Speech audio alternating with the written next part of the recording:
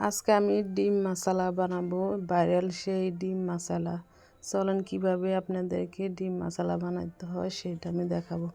Hello everyone, আসসালামু আলাইকুম। M cooking থেকে সবাইকে স্বাগত।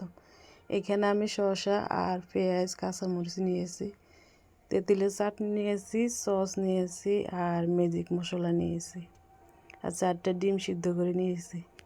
এখন সবগুলো উপকরণ একসাথে মিক্স করে আমি বানাই নিব।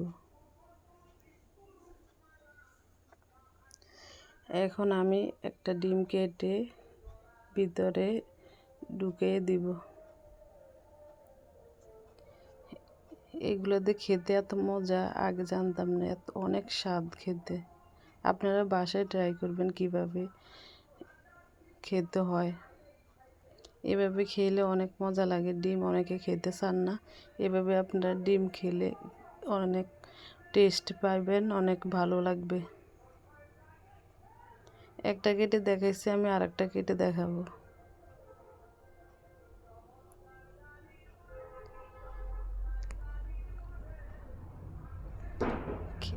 বাসায় ট্রাই করবেন, খেতে অনেক মজা।